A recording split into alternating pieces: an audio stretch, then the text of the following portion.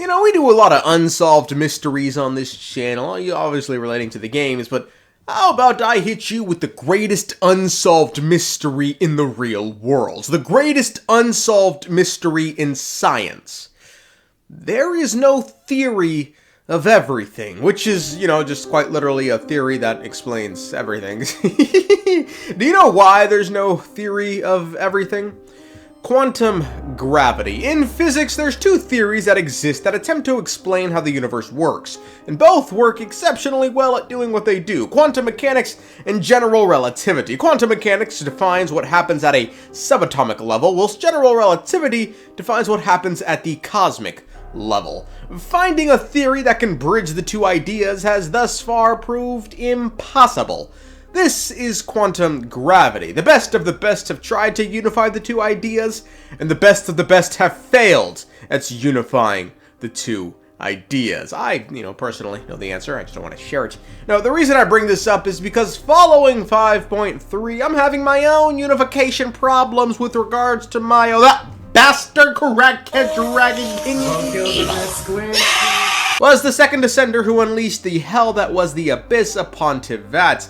I must now re-examine this theory, given in 5.3 we learned the heavenly principles created the Ley Lines to fight against the abyss. But hold on. Given we learned Natlan had Ley Lines that were destroyed in the war between the Descender and the dragons, and I propose this war was the Great War of Vengeance between Nibelung and the Heavenly Principles, also known as the War with the Second Who Came, then the Ley Lines existing before this point is sus, given the Abyss should not have been here yet, and therein lies the problem. My own unification problem. You know, I could sit here and relate to the Einsteins and Stephen Hawkings of the world. Yeah, we all have our problems, huh?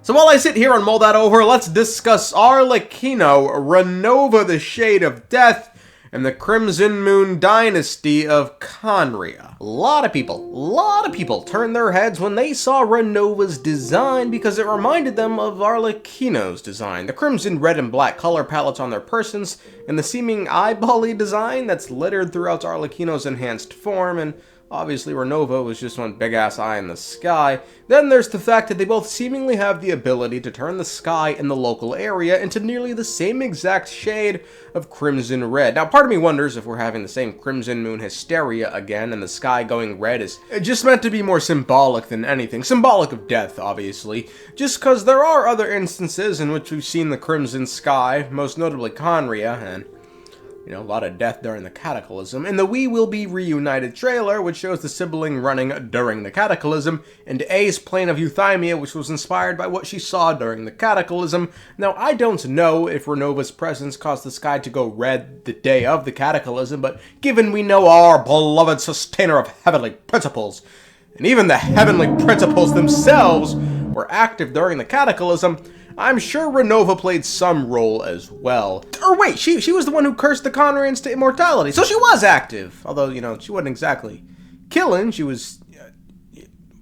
I'm trying to, say something, because she did the opposite of what I'm trying to convey. Arlecchino, as we know, is a very odd individual. In her blood runs Bale Moon Bloodfire, which is descended from the Crimson Moon Dynasty in Khaenri'ah. Now, before the trepidation upon this topic continues any further, I feel like I always need to bring this up whenever Arlecchino is talked about in conjunction with Khaenri'ah, and it's we don't know if Arlecchino is from Khaenri'ah. We don't know if that's where she was born. Literally, all we know about her birth nation is that it isn't Fontaine. With regards to her lineage, she does indeed descend from Khaenri'ahs, but we have no way of knowing how long ago her descendants were last born in Khaenri'ah, because from what we know, the Crimson Moon Dynasty ruled thousands of years ago before being succeeded by the Eclipse Dynasty, which by all indications was not an amicable transfer of power. What's more, Arlecchino being descended from the Crimson Moon came as a shock to Pyro, who thought them niggas went the way of the Plesiosaurus. Whatever the origin of my power, all I knew was that it was the source of my strength, and often the impetus for my suffering. It was only after I became a harbinger that I finally learned the truth from the jester. He expressed surprise that the Crimson Moon bloodline had not gone extinct. The reason he's shocked at Arlecchino's existence is due to what happens to the people who also shared her curse, but we'll get into that later. So I guess what I'm trying to say is we don't exactly know how close Arlecchino is with her Khaenri'ah brothers, but that aside, I'm not completely convinced in a direct connection between Arlecchino and Ronova. An indirect one via a direct connection between the Crimson Moon Dynasty and Ronova does tickle my fancy. And it's mainly because of a few paragraphs in Perinheri, but before I read them I should give context. Long ago in Khaenri'ah, when the Crimson Moon Dynasty rules, there was an orphanage whose sole purpose was to seek and care for potential descenders. When a child arrived at the orphanage, it would seem they'd have to undergo some sort of celebration in which they'd be reborn, and this is what the process entailed.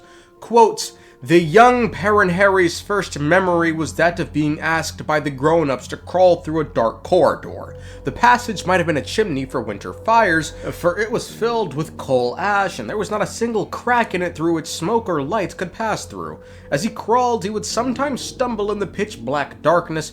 Fortunately, the corridor appeared designed for the passage of children in the first place, so the falls were not very painful. It also lacked any annoying cobwebs. When Perinheri reached the end at last, the exit had not yet opened. He knocked, only for the grown-ups to coldly ask, 'Are you dead?' Well, how was he to reply if he was dead? But the grown-ups did not like this response. They kept asking the same question until he at least shouted, 'Yes, I'm dead.' The adults then asked, 'Did you see it then?' Perhaps it was the fear brought on by the darkness combined with hunger and exhaustion, but Perinheri did indeed see an illusion. The crimson moon hanging high in the pitch-dark night sky suddenly turned around, revealing itself to be a titanic, horrified eye. The adults opened the door and embraced the soot-covered Perinheri. 'You have now traversed the fire of two worlds within the hearth, and here you are reborn.' Now, in this little story, the themes of death, red, and even an eye appear. Are these referring to Ronova? Is the eye Perinheri saw in the sky Ronova? Well, I suppose that depends. If the cover of the book is anything to go by, then hell nah. But this is probably just an artist's depiction in the modern day of a story that happened thousands of years ago. But what if I told you a potential connection between the Crimson Moon Dynasty and Ronova may run even deeper? Details regarding the Crimson Moon Dynasty are sparse, but we know more than nothing. Most notably, we know that the Crimson Moon Dynasty in part ended due to what astrologists saw. But before we can get into what they saw, we need to understand something about the Crimson Moon Dynasty, which is they worshipped a crimson moon. Okay, we can now proceed. Quote, "If so, the king of men ought to call himself by the name of the crimson moon. Guided by the light and flame of two realms, he would decree the fickle fates of all. Thus, in their yearning for transcendence, the people erected countless magnificent towers, praying for salvation from the long-deceased crimson moon, until the astrologers, denounced as heretics, glimpsed the source of all worldly fates in the reflection of the false heavens, until doubts and furies impossible to quench spread like wildfire across the dreamless lands, eventually consuming the high palace bathed in moonlight." So it seems things were going well in Khaenri'ah with the Crimson Moon Dynasty until these heretics came along and glimpsed the source of all Teyvat's fates, who was no doubt the heavenly principles. If this was the case, it would make sense why the Crimson Moon began to crash and burn after their revelations, as after all this time, they may have just found out they've been worshipping a shade of the source of the ruler of the false sky they detest. Following the reveal the heavenly principles was the source of the world's fate to them, people began to shun the Crimson Moon. Quote, "By the time of the blackened sun, the name of the Crimson Moon had long faded with the crimson that had flowed. Only the epithet Bale Moon remains to stain the lingered detritus. Whether the unclean who suffered from the curse or those unblemished ones not yet tainted by fate, none would again consider themselves a follower of the moon's remnants. Few survived the utter destruction of their kind, hiding in the shadows where the sun did not shine, longing for the Crimson Moon to decree their desire for vengeance be repaid." Interesting. I wonder if there was ever a time where the Crimson Moon would eventually get vengeance for what the Black Sun did to them. If it just so happened to be during the Cataclysm and there was a red sky. Immortality. I don't know. A couple problems I see. First, there's clearly more to the story regarding the fall of the Crimson Moon Dynasty. As we know, the Crimson Moon Dynasty and the Eclipse Dynasty, they fucking hated each other. Bad. Yet, there's no mention of the Black Sun Dynasty's role in the fall of the Crimson Moon when we know they had some role, as the Crimson Moon would take revenge on the Eclipse Dynasty during the Cataclysm. What's more, if Perinheri did see Ronova's eye from within the orphanage in Khaenri'ah, then this means Ronova could see him because her big eye is how she watches over Teyvat. This would then mean she had her eyes on Khaenri'ah, which shouldn't be possible given first and foremost, Khaenri'ah is a place where the god's gaze does not fall. In the perpetual meantime of a sheltered eternity, most are content to live and not to dream. But in the hidden corners where the god's gaze does not fall, there are those who dream of dreaming. Some say a few are chosen and the rest are dregs. But that aside raises questions about how the Cataclysm was allowed to happen when we know the Shades, like the All-Father, have a zero-tolerance policy towards the Abyss. So, how are we on this theory? Yay or nay?